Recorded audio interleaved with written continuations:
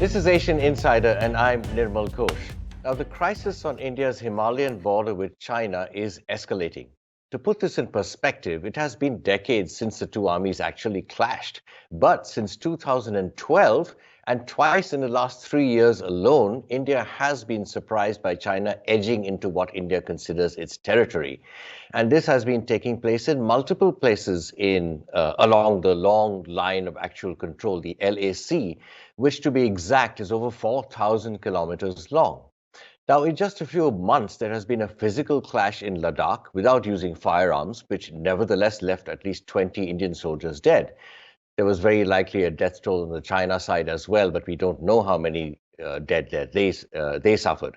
Then just days ago, as India beefed up its forces on the heights around Pangong Tso Lake, it got to a point where both sides apparently actually fired warning shots. Since then, negotiations between local commanders have apparently not gone well. And remember, winter is just around the corner. What then? Will the two militaries continue to maneuver for advantage through winter? Or is winter the cooling off that one actually needs? Today, we are joined by Dr. Aparna Pande, Research Fellow and Director of the Initiative on the Future of India and South Asia at the Hudson Institute here in DC. And from Beijing by my colleague, Straits Times Global Affairs correspondent Benjamin Kang Lim, who has reported on China and Taiwan for almost 4 decades now, I believe. Thanks for joining us. Can you both hear me loud and clear? Yes. Thank you, Nirmal. Pleasure. Yes, I can hear you, Nirmal.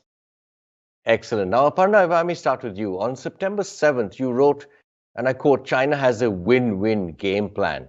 Can you explain that, please? Sure. Thank you. It's a pleasure to be on Asian Insider. So what has happened the last 8 years, as you mentioned, this is the fourth time that China has taken India unaware. And this is sort of, let's say, a tried and tested policy of Beijing, which is first instigate a border conflict, then sort of indulge in saber rattling, display aggression, blame the other country for actually starting the conflict, and in effect, sort of force the democracy, the other country, to believe that the only way out is to avoid war and therefore go to the negotiation table. Drag the negotiations on for months at end.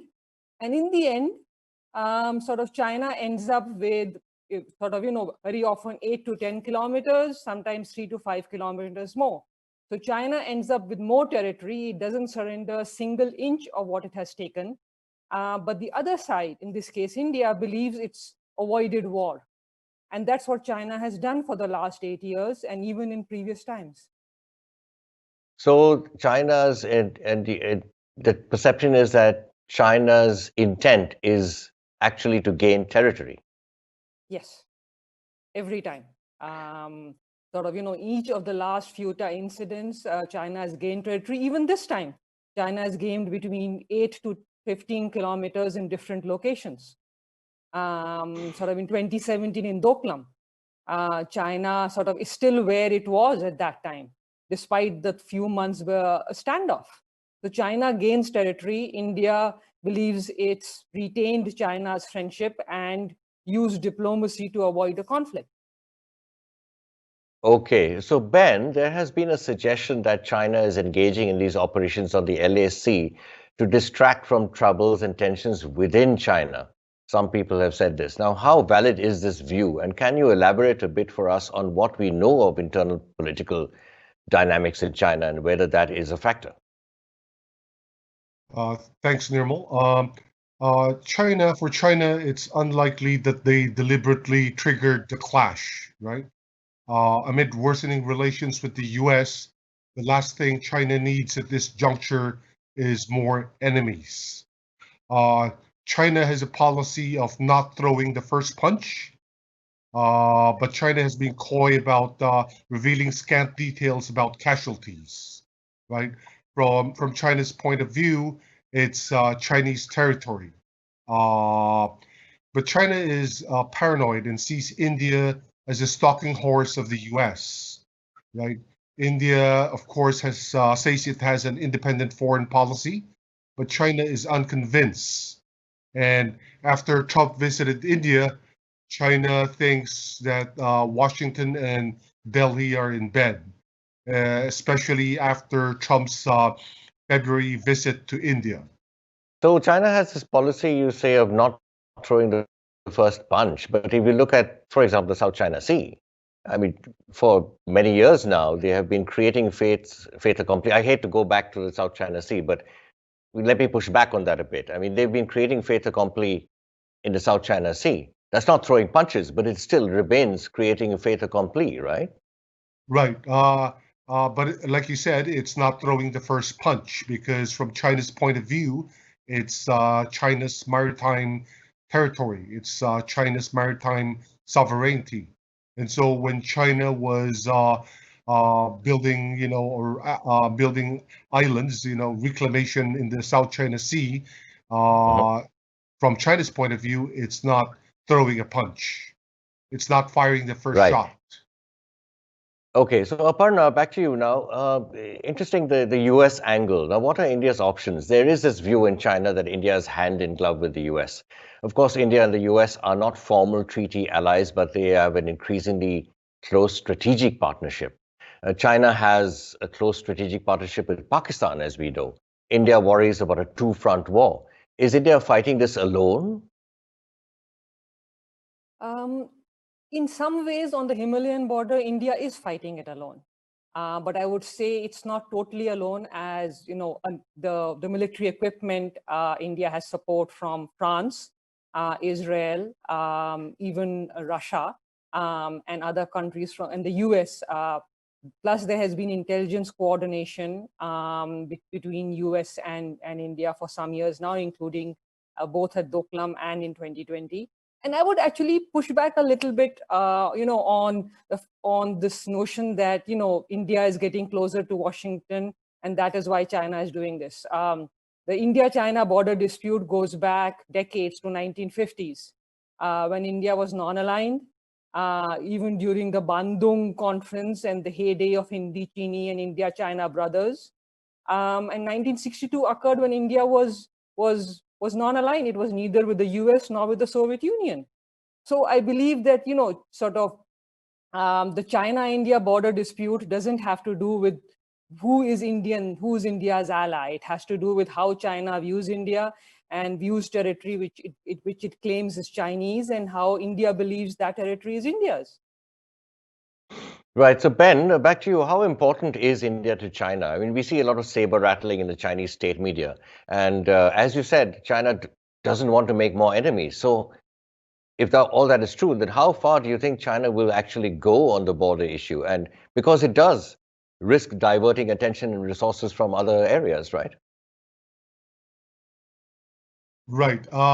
The territorial integrity is one of China's core interests, and so even though China, I think, wants good relations with its neighbors amid worsening relations with the U.S., territorial integrity is a core issue. India is important to China not just as a market, but India has a huge population and a young one for that matter. But China and India's relations go a long way back, right? They have been engaging each other for centuries now. And in Chinese, there's a saying in Chinese that better a close neighbor than a distant relative. And India is a close neighbor, right? Indian culture is widespread in China. Buddhism originated in India and is practiced widely in China. Many Chinese practice yoga. Gandhi, of course, is looked up to. And then, of course, you have the poet, and I don't know if I'm pronouncing correctly, Tagore or Tagore. And then Chinese were born in the 50s or 60s. They grew up watching Indian movies, right? So there's a lot of goodwill. But of course, that's the people-to-people part. The government has a different, I think, for the government, territorial integrity is different. It's a different issue. Aparna, As I said at the top, winter is, just a few weeks away. Now, traditionally in winter, forces kind of can't do much given those, killer temperatures at killer altitudes and so forth. But we saw a precedent in Kargil, when commandos made inroads during the winter and surprised the Indians, and there was actually a border war and the risk of a wider conflict, including a nuclear war. And at that time, even the US had to step in. Bill Clinton at the time, I remember, had to step in. What is going to happen, do you think, in winter in this theater in the high altitude Himalayas? Because it's very expensive to maintain troops and do anything in winter. But do you think both armies will try, and the PLA and the Indian Army will try and maneuver for some advantage? Yes, I do. And I think we saw that this past weekend. The incident which happened in Pangong Lake was basically Indian troops taking heights which they haven't taken in decades. And this was to preempt the PLA taking those heights. Yes, winter is coming, but we should not forget that the 1962 war was fought in October of 1962. So we do have a few months left to see how this year is going to go. But I do believe that both sides will dig in. They will try and get the heights and the access they can, and then just sit there for the rest of the year till next spring, because they're going to be scared that if they don't occupy the heights, the other side will do it. So it's going to be expensive, especially for India, but even so for China. But they're going to stay there right till spring of next year. I hope that there are no further clashes, but given the stakes for both sides, I won't rule out clashes in the coming week or month. So that was my next question to you, actually, on a probability scale of 0 to 10. How worried are you about a clash or worse clashes before everything sort of calms down in winter? So up till now, the advantage we've had is that, they haven't used weapons, right? The first time was sort of, makeshift weapons which were used, rods which had barbed wire. This past weekend, it was, both sides fired in the air and they had sticks, but they didn't actually fire at each other. So yes, lives have been lost, but they haven't actually used ammunition. If they use ammunition and there's an actual conflict, then it will be after 1975, almost 4 decades later. That would raise the stakes for both sides. It is possible. So I would not rule it out. I do believe that neither side will really want to escalate it too far up the ladder, but allowing your troops to be armed and allowing them to have ammunition means that the next time around they may shoot at the other side rather than firing in the air. So there's a considerable potential for escalation, actually, if they cross that threshold. Absolutely. And they are edging towards it. I mean, the warning shots. Ben, in China, is there a sort of feeling in China that the situation has to be de-escalated? I mean, they had talks in Moscow recently, but nothing much transpired, and there has been no progress on the ground between unit commanders actually on site. But is there a general perception in China that this has to be de-escalated? Right.